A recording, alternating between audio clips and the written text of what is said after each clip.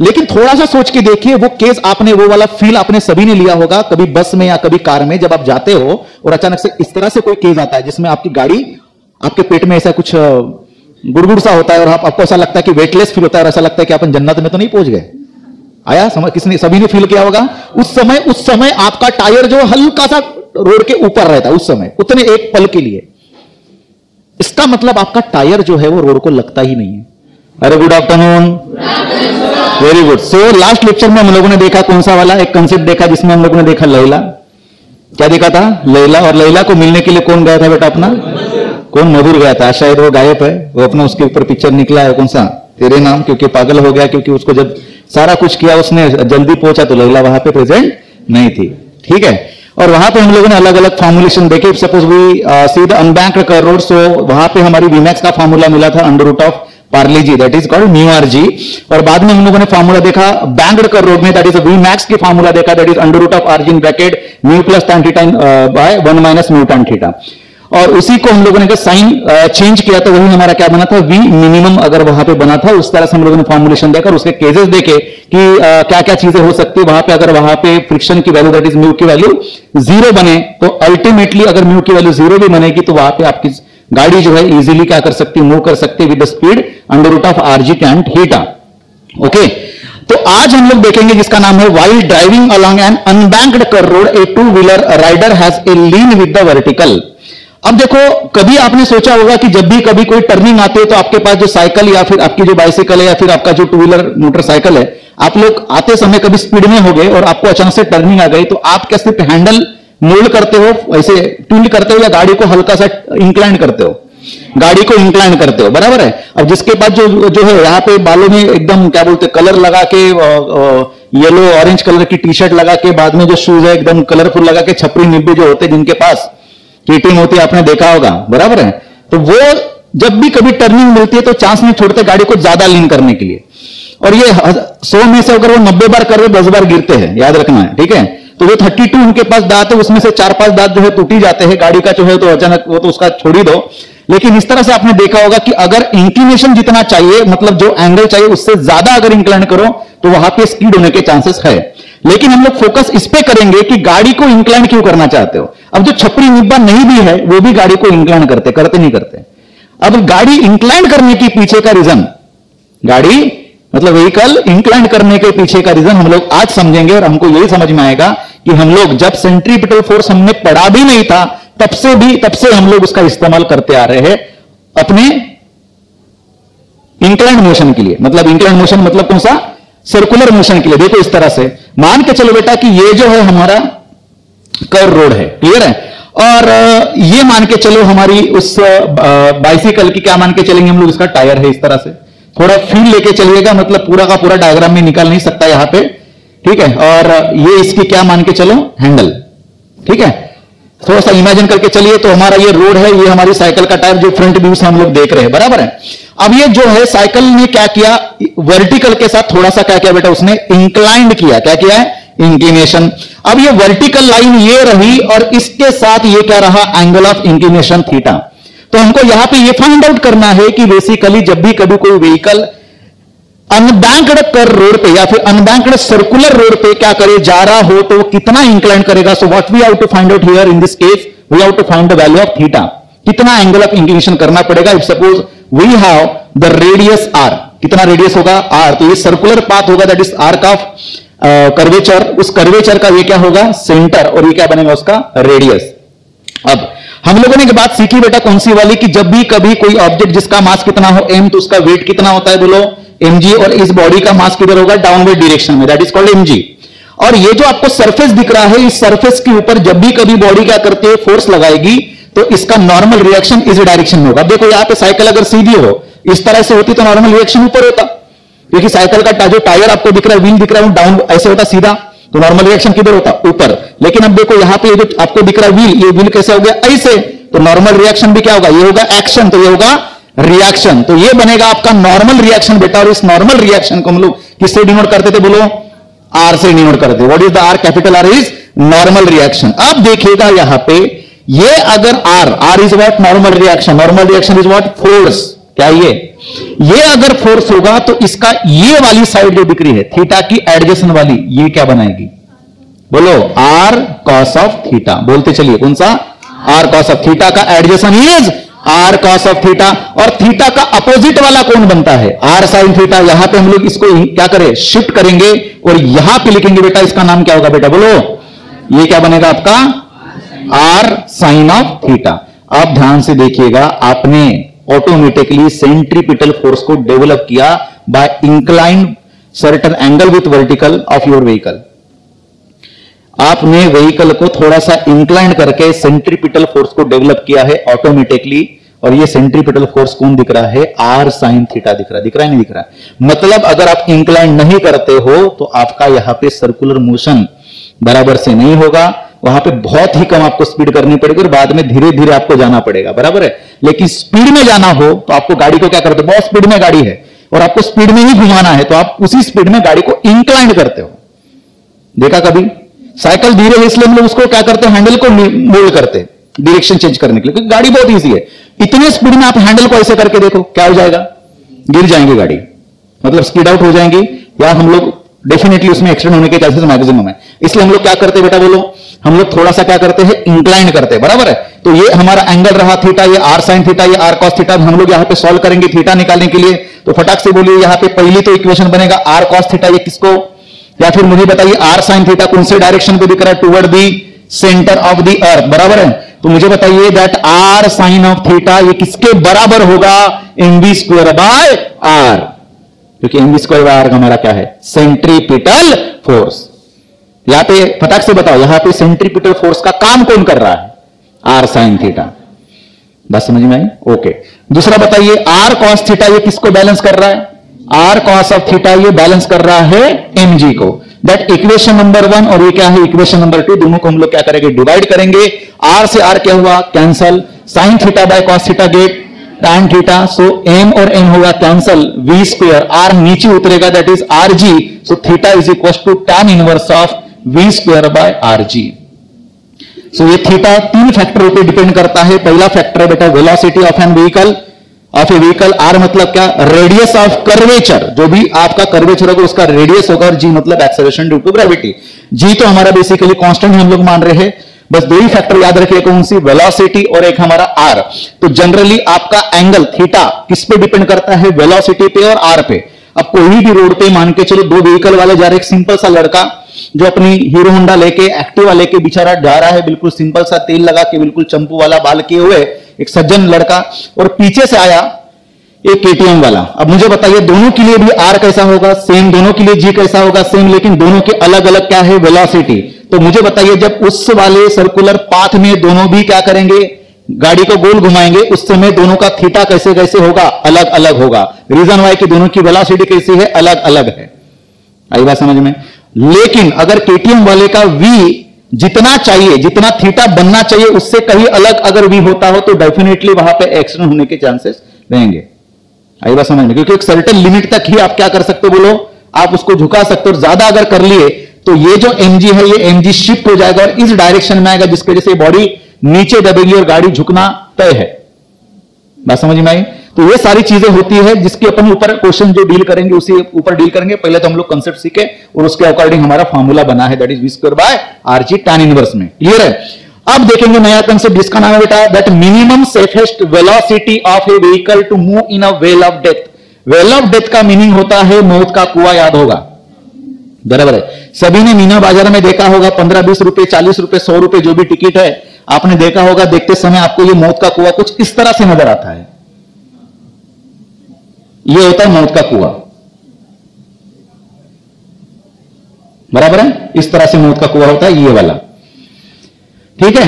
और टिकट देके हम लोग देखते तो पहले स्टार्टिंग में उसकी वेलोसिटी कम होती है और बाद में घूमते घूमते स्पीड बढ़ाते बढ़ाते ऊपर आता है। फिर हम लोग 10 रुपए की नोट निकालते हैं खुश होते हुए उसको रिवार्ड देने के लिए, और वो भी अच्छा फटाक से पकड़ के खींच लेता है। कितने लोगों ने देखा मौत का कुआं? Very good. नहीं देखा बाकी लोगों ने? पता है, टीवी में देखा है, ठीक है। तो इसको हम लोग बोलेंगे रोटर, और ये मौत का कुआं हम लोग इस तरह से निकाल रहे फिलहाल, ठीक है। इसको बाद में अपन एक्सप्लेन करेंगे। मौत के कुएं का उस तरह से डायग्राम क्यों होता है, लाइक कोन की तरह, ठीक है। अब ये जो व्हीकल, इस व्हीकल को मैं सिंपली एक यहां पे ऑब्जेक्ट की तरह देखता हूं, मान के चलो आपके पास एक डब्बा है, इस डब्बे में आपने क्या किया, जो अपने पास जर्मन का डब्बा होता है घर में आपने देखा होगा, मार्बल पकड़ना मार्बल, और उसको जोर से टेंजेंशियल वेलोसिटी प्रोवाइड करना। तो जैसे टेंजेंशियल वेलोसिटी करोगे वो क्या होगा, गोल गोल घूमते रहेगा। तब तक गोल घूमेगा जब तक उसके पास एक बढ़िया वेलोसिटी है। जैसे वेलोसिटी कम होने लगेगी, ये जो ऑब्जेक्ट है हमारा धीरे धीरे नीचे आके गिरेगा। इसका मतलब यह है कि उसके पास जितनी ज्यादा वेलोसिटी होगी तब तक घूमता है, कोई दिक्कत नहीं। लेकिन जितनी वेलोसिटी कम से कम चाहिए उससे अगर कम हो जाए तो आपका ऑब्जेक्ट डेफिनेटली नीचे आके स्ट्राइक होगा। मतलब हम लोग यहां पे क्या ढूंढना चाहते हैं, वी मैक्स या वी मिनिमम? वी मिनिमम, क्योंकि वी मैक्स तो कितना भी हो सकता है। अगर 100 के स्पीड से गोल घूम रहा तो भी गोल घूमेगा, और 1000 के स्पीड से गोल घूम रहा तो भी गोल घूमेगा। लेकिन 100 ये मिनिमम होगा, 100 से अगर कम भी होता है, दैट इज 99.9 अगर होगा तो ऑब्जेक्ट धीरे धीरे नीचे आने लगेगा। So what we have to find out here, we minimum. ठीक है, अब दूसरी चीज यहां पे ध्यान देना कि मान के चलो कि हमारा ऑब्जेक्ट है, इस ऑब्जेक्ट के पास अपना मास होगा m, तो फटाफट बोलिए इसके पास कितने अलग अलग तरह के फोर्सेस लग रहे हैं। तो ये रहा उसका रेडियस, किसका, रोटर का, मतलब जो आपको वेल दिख रहा है इस वेल का रेडियस, या आपका ऑब्जेक्ट का मास m। फटाफट बोलते चलिए इसके ऊपर कौन से फोर्सेस लगते हैं। पहला फोर्स कौन सा लगेगा, नीचे के डायरेक्शन पे, जिसका नाम है mg। ये ऑब्जेक्ट किधर आना चाहता है, नीचे आना चाहता है, इसका मोशन नीचे होना चाहता है। तो ऑब्वियस सी बात है ये ऑब्जेक्ट मतलब व्हीकल का टायर और ये हमारा सरफेस, इसके बीच में ऊपर के डायरेक्शन पे क्या एक्ट होगा, फ्रिक्शनल फोर्स। अब इस फ्रिक्शनल फोर्स को हम लोग काइनेटिक बोलेंगे या स्टैटिक बोलेंगे। ऑब्जेक्ट हमारा वर्टिकली स्टैटिक है या मोशन में है। वर्टिकली हमारा कैसा ऑब्जेक्ट, स्टैटिक में है। कैसा है, क्या हमारा कोई यहां पे ऑब्जेक्ट जो है कुछ ऊपर जा रहा है, नहीं, नीचे आ रहा होगा, नहीं, हमारा ऑब्जेक्ट ऐसे गोल घूम रहा है। तो वर्टिकल कंसेप्ट में अगर देखें तो ये ऑब्जेक्ट कैसा है बेटा, फटाक से बोलो, स्टैटिक में है। तो फ्रिक्शन फोर्स लगेगा, वो भी कौन सा लगेगा, स्टैटिक फ्रिक्शनल फोर्स लगेगा। यहां तक समझ में आया, बहुत बढ़िया। अब हम लोग बात करेंगे, तो अब देखो ऐसे गाड़ी जब चलेंगी उसका जो टायर से व्हील्स ऐसे फोर्स लगाएंगे, किसके ऊपर, सरफेस के ऊपर, तो ये रहेगा फोर्स। तो उसका इधर के डायरेक्शन पे क्या लगेगा, नॉर्मल रिएक्शन। तो ये हमारा सेंटर रहा और ये हमारा रहा नॉर्मल रिएक्शन R, बराबर है। अब ये नॉर्मल रिएक्शन कितना लगेगा, जितना इस डायरेक्शन पे क्या लगेगा, सेंट्रीफ्यूगल फोर्स। कौन सा लगेगा, सेंट्रीफ्यूगल फोर्स। कितना लगता है centrifugal force, mv²/r। Small r लिखा मैंने, small r is what, that radius of well. यहां तक समझ में आया, जो कंसेप्ट आपको समझ में आया उतना ही मैंने लिखा, कुछ ज्यादा लिखा नहीं है बेटा, क्लियर। अब हम लोग इसको सॉल्व करना शुरू करेंगे। ठीक है, फटाफट बोलो क्या क्या करेंगे। पहली चीज तो हम लोग लिखेंगे सर कि यहां पे कौन से चीजें दे रहे, फ्रिक्शनल फोर्स Fs। ये Fs मतलब स्टैटिक फ्रिक्शनल फोर्स, ये कम से कम या इक्वल टू होना चाहिए किसके, इज लेस देन और इक्वल टू mg होना चाहिए, बराबर है, इज लेस देन और इक्वल टू mg होना चाहिए। ठीक है, बहुत ही अगर कम हो तो कोई छोड़ दो, वेलोसिटी बहुत ज्यादा होनी चाहिए। ठीक है, तो हम लोग कंडीशन लिख के चल रहे हैं, Fs इज लेस देन और इक्वल टू mg। तो अपन ऐसे मान के चलेंगे कि Fs की value is equal to mg, अपन पकड़ के चल रहे हैं यहां पे आइडियल केस में। क्लियर है कि हमारी स्टैटिक फ्रिक्शन ये किसके बराबर है, mg के बराबर है। रियलिटी में तो ऐसा होगा नहीं, क्योंकि mg तो बहुत बड़ा हो सकता है, क्योंकि उसका मास कैसा ऑब्जेक्ट का, बहुत ज्यादा। ठीक है, तो इसके वजह से यहां पे हम लोग Fs is equal to mg लिख के चल रहे हैं। ठीक है, अब यहां पे ध्यान देना, Fs की वैल्यू होती है बेटा μs into r, that is coefficient of static friction into normal reaction, मैंने कल ही पढ़ाया, बराबर है। इक्वल्स टू क्या बनेगा बोलो, m into g। Sir r की वैल्यू बताइए, r की वैल्यू किसके बराबर है। अब देखो ऑब्जेक्ट क्या इधर जा रहा है, नहीं जा रहा है, ऑब्जेक्ट इधर आ रहा है, नहीं आ रहा, मतलब ये हॉरिजॉन्टली भी कैसा, इक्विलिब्रियम स्टेट में। तो r की वैल्यू एग्जैक्टली किसके बराबर, तो यहां पे हम लोग लिखेंगे कौन सी चीज बोलो, μs इंटू r के जगह पे लिखा हम लोगों ने mv²/r is equal to m into g। Why, because we know that r is equal to mv²/r, that normal reaction provided the necessity of centripetal force. बस समझ में आई, ठीक है। अब यहां पे mm क्या होगा बेटा, कैंसल। तो यहां पे हम लोगों के पास r उधर जाएगा, that v² is equal to rg, और μs मल्टीप्लाई में इधर आएगा, डिवाइड में जाएगा। सो हम लोग लिख सकते हैं v, और ये कौन सा है, v minimum equals to √rg/μs। अरे वाह, ठीक है, ये बना आपका मिनिमम वेलोसिटी का फार्मूला। याद होगा आपको, इस तरह से कोई एक फार्मूला देखा था आपने, हॉरिजॉन्टल कर्व रोड में जहां पे फॉर्मूला मिला था under root of mu are g, यहां पे क्या मिला है आर जी बाय म्यू। बस एकदम इजी है कंसेप्ट, समझ में आया।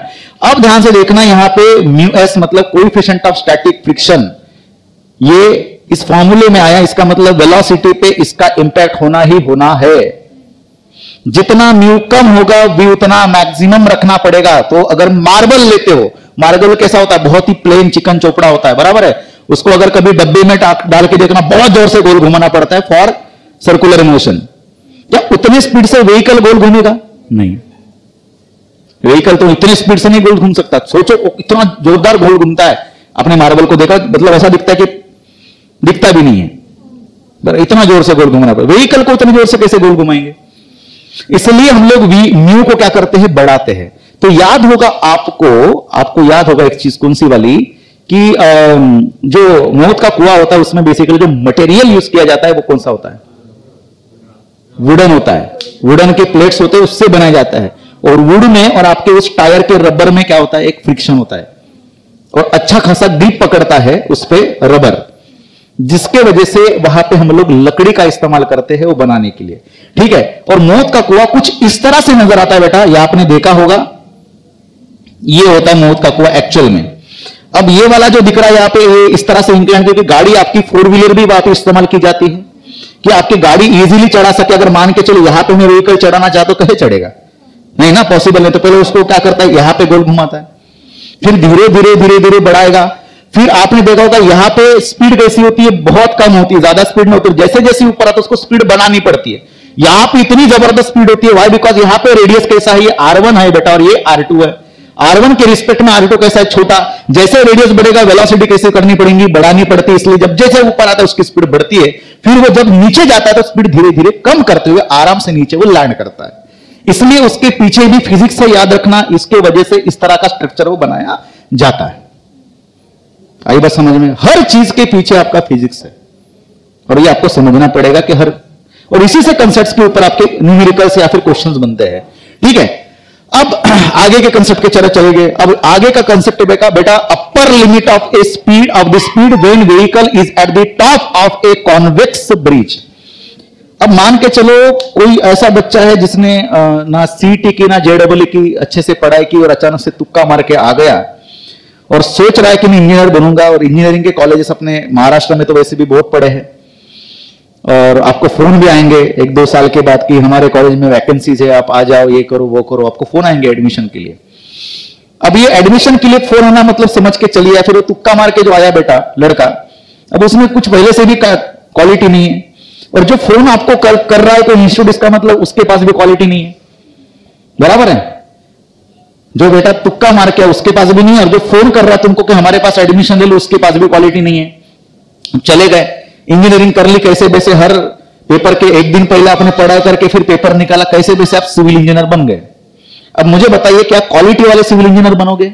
नहीं बनोगे, ठीक है। जैसे अगर मेरे बारे में अगर आपने पूरा बैकग्राउंड में देखा होगा, तो जैसे मैंने इलेक्ट्रॉनिक्स इंजीनियरिंग कंप्लीट की, एक अच्छे खासे बड़े एक मल्टीनेशनल कंपनी में मेरा सिलेक्शन हुआ, बट आफ्टर ऑल मेरे पास इतना अच्छा तगड़ा नॉलेज था कि इसका प्रैक्टिकल नॉलेज मैंने लिया था। तो कोर इलेक्ट्रॉनिक्स मेरा इतना जबरदस्त था जिसके ऊपर मैंने 3500 टाइप्स के अलग अलग रियल टाइम प्रोजेक्ट्स बनाए। दैट इज IEEE बेस के क्वेश्चन, ये बोलते हैं IEEE बेस प्रोजेक्ट्स। तो ये सारे रियल टाइम प्रोजेक्ट्स हम लोगों ने उम्र के 22-23 साल में इतने सारे प्रोजेक्ट्स बनाए। और जो पॉलिटेक्निक और इंजीनियरिंग के जो बच्चे होते हैं जिनको प्रोजेक्ट बनाना पड़ता है और बना के वो सबमिट करना पड़ता है, दैट इज मिनी प्रोजेक्ट और मेगा प्रोजेक्ट, तो उनको बनाने में दिक्कत जाती थी। तो हम लोग उनको क्या करते थे, ट्रेनिंग प्रोवाइड करते थे और उनको प्रोजेक्ट बनाने के लिए हेल्प करते थे। 2 किट बनाते थे हम लोग, एक ट्रेनिंग वाला किट जो वो डेवलप करेंगे और एक ऐसा किट जो बैकअप में उनके लिए काम करेगा, मतलब हम लोग पूरा प्रोजेक्ट बना के रेडी करेंगे। अब फाइनल के महीने में मान के चलो उसने प्रोजेक्ट बना लिया खुद से, तो कोई दिक्कत नहीं। अगर नहीं बना पाया क्योंकि वो उसको उतना नॉलेज नहीं होता कि वो पूरा का पूरा प्रोजेक्ट डेवलप करे, तो फिर हम लोग प्रोजेक्ट पूरा बना के उसको देते थे। तो ट्रेनिंग भी मिलती थी और प्रोजेक्ट भी मिलता था। तो इस तरह से हम लोगों ने 3 दोस्तों ने कंपनी बनाई थी और इस कंपनी में पूरा महाराष्ट्र में पूरा जबरदस्त काम किया था। 2014, 15 और 16 में 3 साल में हम लोगों ने बहुत बढ़िया किया काम और 3500 टाइप्स के प्रोजेक्ट बनाए। और उसको बनाने के लिए खर्चा आता था 2.5 से लेके 3000 तक, और उसको हम लोग सेल करते थे, बेचते थे 15 से लेके 17,000 तक, क्योंकि लागत जो होती है वो कम होती है लेकिन उसके पीछे का दिमाग वो बड़ा होता है। आई बात समझ में?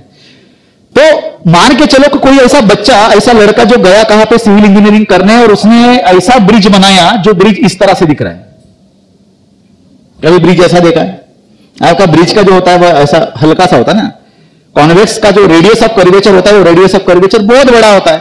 अब मान के चलो कि अगर कोई गाड़ी यहां से गुजरी, अब आप में से कोई ऐसा बच्चा मान के चलो जैसे कि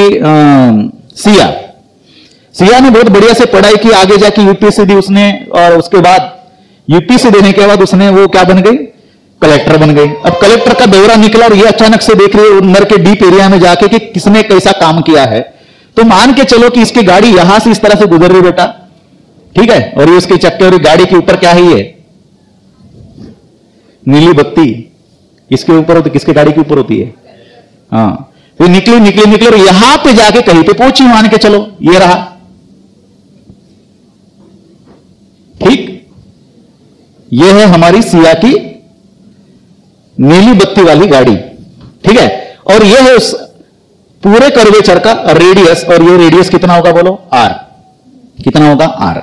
अब सोचो कि ड्राइवर को सिया बोलेगी कि ये जिस ब्रिज से अपन गुजर रहे हैं ये जरूर उसी इंजीनियर ने बनाया होगा जो मेरे क्लास में था, और क्योंकि उसने पूरे 2 साल में भी पढ़ाई नहीं की थी, ठीक है। इंजीनियरिंग को कहां पे वो पढ़ा मुझे पता है ऑलरेडी, और किस क्वालिटी का बंदा होगा मुझे पता, और वही इस साइट में जो है, इस एरिया में वही सिविल इंजीनियर करके काम करता है। अब उसने ठान लिया कि बेटा इसका जो है मैं बेड़ा तो पार करके रहूंगी, उसके पास क्या है, पावर, उसने पढ़ाई की थी। तो पावर किससे आता है आने वाले समय में? आपकी पढ़ाई से आपके पास पावर आएगी। बात समझ में आई क्या? तो ये समझ के चलिएगा। अब मुझे बताइए, सिया ने ड्राइवर को, या फिर ड्राइवर ने मन में सोचा कि मैं अभी स्पीड से आगे बढ़ूंगा, तो क्या होगा? बहुत ज्यादा स्पीड से होगा तो गाड़ी जो है ये नीचे नहीं आएगी, गाड़ी जो है वो आगे बढ़ेगी, मतलब उड़ जाएगी। तो कम से कम कितनी स्पीड होना चाहिए कि गाड़ी आराम से लैंड करे? वो कितनी भी हो सकती है। बहुत धीरे से अगर जाएगी तो गाड़ी इस तरह से उतरेगी, लेकिन अगर ज्यादा स्पीड होगी तो गाड़ी नीचे नहीं आएगी, गाड़ी और गाड़ी के साथ जितने भी बैठे हैं वो सारे ऊपर जाएंगे। ये बात समझ में आ रही है मैं क्या बोलना चाहता हूं? तो यहां पे हम लोग वी मिनिमम निकालना चाहेंगे या वी मैक्स निकालना चाहेंगे? ध्यान से बोलना है। वी मिनिमम कुछ भी हो सकता है, आप इतना धीरे से, बहुत धीरे से चलो कोई दिक्कत नहीं। हम वो मैक्सिमम वेलोसिटी निकालना चाहते हैं जिसके वजह से गाड़ी आपकी उतरेगी। उससे ज्यादा अगर करते हो तो गाड़ी आपकी हवा में आएगी और यहां पे जाके कहीं पे गिरेगी। ये समझ में आया? ये समझ में आया? तो हम लोग क्या निकाल रहे हैं इस केस में? वी मैक्सिमम निकाल रहे हैं। क्लियर हो गया? अब ध्यान से देखना, वी मैक्सिमम निकालने के लिए पीछे क्या क्या चीजें होगी। तो नीचे के डायरेक्शन पे इस ऑब्जेक्ट पे इस केस में क्या लग रहा है? mg, और ऊपर के डायरेक्शन पे क्या लगेगा? Normal reaction r। और कुछ लग रहा है? नहीं लग रहा है, ठीक है। अब ध्यान से देखिएगा, हमारा mg बड़ा या r बड़ा, दोनों भी सेम होते हैं जनरली अगर ऐसे केस में देखेंगे। लेकिन थोड़ा सा सोच के देखिए, वो केस आपने, वो वाला फील आपने सभी ने लिया होगा कभी बस में या कभी कार में, जब आप जाते हो और अचानक से इस तरह से कोई केस आता है जिसमें आपकी गाड़ी आपके पेट में ऐसा कुछ गुड़गुड़ सा होता है और आपको ऐसा लगता है कि वेटलेस फील होता है और ऐसा लगता है कि अपन जन्नत में तो नहीं पहुंच गए। आया समझ? किसने, सभी ने फील किया होगा। उस समय आपका टायर जो हल्का सा रोड के ऊपर रहता है, उस समय उतने एक पल के लिए। इसका मतलब आपका टायर जो है वो रोड को लगता ही नहीं है। इसका मतलब आपकी बॉडी रिएक्शन देगी क्या? एक्शन करेगी क्या? नहीं। तो रिएक्शन मिलेगा क्या? नहीं। हल्का सा टच हुआ रहता है। इसका मतलब mg की वैल्यू कैसी है? ज्यादा, और r की वैल्यू क्या रहेगी? कम। तो इसलिए हम लोग बोलेंगे mg माइनस r, और जो बचा हुआ है बड़ा वाला फोर्स माइनस छोटा वाला force is equal to mv square by r, is known as centripetal force. अब ऐसा केस हम लोग क्या निकालने जा रहे हैं? If we want to find out, क्या चीज हमको निकालनी है बोलो? v मैक्सिमम निकालना। तो उस समय बहुत ही ज्यादा स्पीड है लेकिन गाड़ी आगे नहीं जानी चाहिए, तो उस समय मुझे बताइए r की वैल्यू कितनी होगी?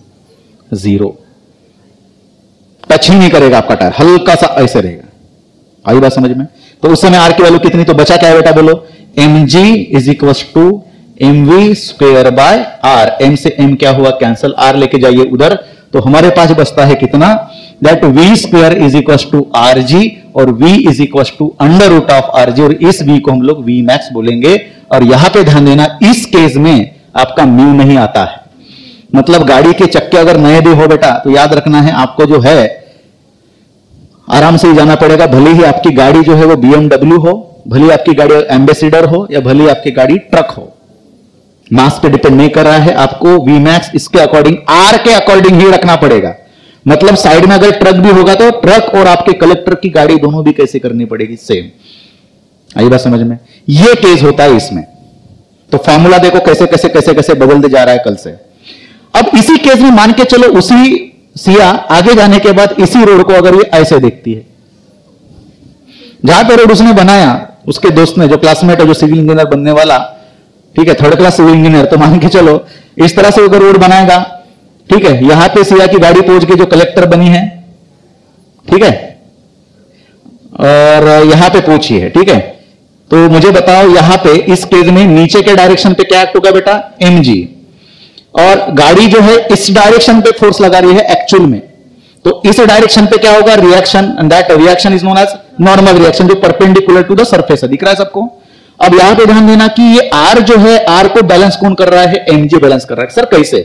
मान के चलो वर्टिकल के साथ ये एंगल बना है थीटा, तो ये क्या बनेगा बेटा, फटक से बोल, ये भी बनेगा थीटा। नहीं दिख रहा? ये लाइन एक्सटेंडेड है, इस लाइन को लाइन क्या है, पैरेलल है, तो ये mg, तो थीटा का एडजेसेंट क्या बनेगा, mg cos ऑफ थीटा, बराबर है। ये क्या बनेगा, mg sin ऑफ थीटा।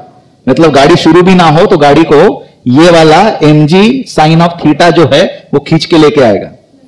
गाड़ी बंद भी करेंगे, न्यूट्रल कर लेंगे, तो mg sin थीटा ये वाला कंपोनेंट यही खींचता है। हम इसकी बात नहीं कर रहे, हम लोग mg cos थीटा और r की बात करेंगे। This two forces are in line of action. किसमें है, लाइन ऑफ एक्शन में। अगर ये लाइन ऑफ एक्शन में है तो मुझे बताइए दोनों में से r बड़ा या mg cos थीटा, इस केस में बताऊं। सर्कुलर मोशन होने के लिए सेंट्रीपिटल फोर्स होना जरूरी है, और सेंट्रीपिटल फोर्स की डायरेक्शन होती है टुवर्ड द सेंटर। दोनों भी वैल्यू एक नहीं होना चाहिए, दोनों में से एक वैल्यू बड़ी होगी तभी सेंट्रीपिटल फोर्स आएगा। इसका मतलब ये r और ये mg cos थीटा, दोनों में से r बड़ा होगा, माइनस mg cos थीटा करेंगे, और बचा जो रहेगा वो रहेगा mv स्क्वायर बाय r। तो इस केस में हम लोग एक काम करेंगे, r इज इक्वल टू ऐसे लिख के चलते हैं, mv square by r plus mg cos theta, और r मतलब हमारा नॉर्मल रिएक्शन। अब देखो ध्यान से देखना है, r की value, that normal reaction is change according to theta. Why? Because we know that mv and r are constant.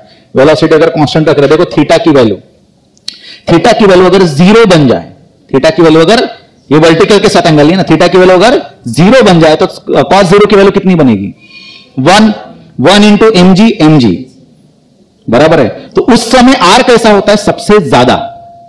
और गाड़ी मान के चलो यहां पे कहीं पे है, ऐसे उतरना शुरू की, तो मुझे बताइए एंगल देखो कितना बनेगा, एंगल थीटा। तो यहां पे अगर मैं 90 अगर एंड करता हूं तो क्या लगाएंगे, cos 90 इज हाउ मच, 0। तो पूरा टर्म क्या बना, 0। तो r की वैल्यू किसके बराबर, only mv square by r के बराबर। तो आपको क्वेश्चन पूछा जा सकता है कि गाड़ी के ऊपर नॉर्मल रिएक्शन मैक्सिमम कब होगा, जब हमारी गाड़ी इस पोज में होगी, इस कंडीशन पे होगी, जिसका नाम हम लोग बोलेंगे ए। अगर ये पूरा इस तरह से सर्कल रहा तो हमारी गाड़ी यहां पे कैसे होगी, आपका नॉर्मल रिएक्शन कितना होगा, mv स्क्वायर बाय r। और यहां पे अगर जाएंगे तो गाड़ी अगर ऐसे गोल घूमती है तो यहां पे क्या होगा, नॉर्मल रिएक्शन 0। और ये वर्टिकल सर्कुलर मोशन में हम लोग देखेंगे। बस ये इक्वेशन के बारे में बोलना चाहता था कि कहां पे r ज्यादा होगा और कहां पे r कम होगा। और फील करके देखिए, हमारी गाड़ी अगर ऐसी है, नीचे mg होगा तो सबसे ज्यादा फोर्स लगाएंगे गाड़ी, और अगर यहां पे होगी तो कम फोर्स लगाएंगे, कहां के ऊपर, सरफेस के ऊपर। तो ये रहा है केसेस, और ये बहुत नॉर्मल केस है, आपको फॉर्मूले याद रखने हैं, डेरिवेशन आपको जनरली बोर्ड में पूछे जाते हैं। क्लियर है? और जब इस सारे कंसेप्ट को हम लोग समअप करके जब नीट या जेईई के बैच में हम लोग इसको और देखेंगे डिटेल में, तो बहुत सारे अलग अलग यहां से कंसेप्ट निकल के आते हैं, इसके ऊपर न्यूमेरिकल्स डायरेक्टली पूछे जाते हैं। हम लोग उसको डिटेल में बाद में चर्चा करेंगे, बस हम लोग इसको देख रहे हैं किसके अकॉर्डिंग, बोर्ड के पॉइंट ऑफ व्यू से। ठीक है, चलो पढ़ाई करते रहिए। Thank you very much.